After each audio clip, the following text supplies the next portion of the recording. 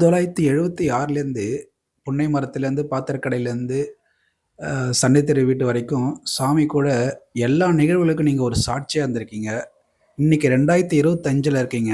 இவ்வளோ விஷயங்கள் உங்க மூலமா எல்லாருக்கும் வந்துட்டுருக்கு. உங்க உயிர காப்பாத்தி இவ்வளோ விஷயங்கள சாமி உங்க மூலமா பண்ணிட்டுருக்காரு.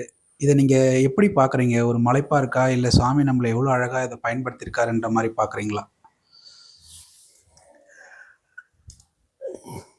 ஏதோ கனவு லோகத்தில் சஞ்சாரம் பண்ணிக்கிட்டு இருக்க மாதிரி இருக்கே தவிர்த்து, இது எப்படி வாழ்ந்துட்டு இருக்கேன் தெரியல. ஏன் வாழ்ந்துட்டு இருக்கேன் தெரியல. இங்கே வந்து சாமியை தவிர்த்து வேற எதுவும் ஒரு வஸ்து இருக்கிற மாதிரியும் எனக்கு புரியலை. எதெல்லாம் எனக்கு பிடிக்காதோ அதெல்லாம் பிடிக்க முடியாம மாத்தினார். எதெல்லாம் எனக்கு பிடிச்சிருந்ததோ அது எல்லாமே என்னை விட்டு விலகி போகும்படி பார்த்துக்கிட்டார். எது என் கூட இருக்கணுங்கிறத நிர்ணயம் பண்ணது அவரு. அது மட்டும்தான் என் கூட நிற்குது. அது மட்டும்தான் என் கூட எப்பயும் வாழ்ந்துட்டு இருக்கு. அது அவராகவே நிற்குது.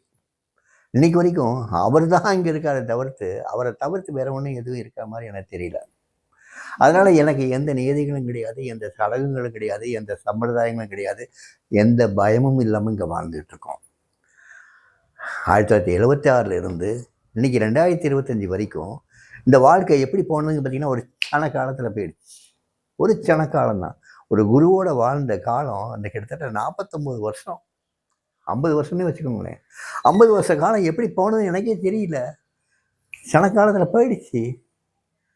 அவ்வளவு பேரும் நீ ஆழமா உள்ள ஐக்கியமாகி போன ஒரு வஸ்து இது. இதிலிருந்து விலகி தனியாக ஒன்று சிந்தனை பண்ண வேண்டிய அவசியமே எங்களுக்கு கிடையாது. எப்பயுமே இருக்கக்கூடிய வஸ்து, எப்பயுமே கூடவே இருந்து பாதுகாக்கிற வஸ்து, எப்பயுமே எங்களுக்கு தேவையானதெல்லாம் செஞ்சுக்கிட்டே இருக்கக்கூடிய ஒரு வஸ்து.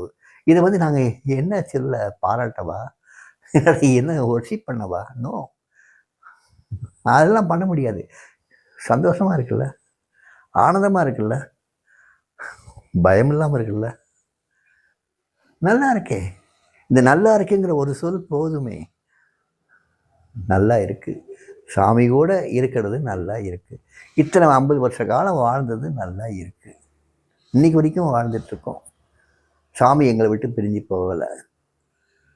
நான் பிரிஞ்சு போகிறேன்னா போகலையாங்கிறது கேள்வி இல்லை. சாமி எங்களை விட்டு ஒரு நாள் பிரிஞ்சு போகலை, ஒரு நொடி கூட பிரிஞ்சு போகலை. எப்பயுமே எங்களோட இருக்கார். நல்லா இருக்கார். சந்தோஷமா இருக்கு, ஆனந்தமா இருக்கும், ரொம்ப நல்லா இருக்கும்.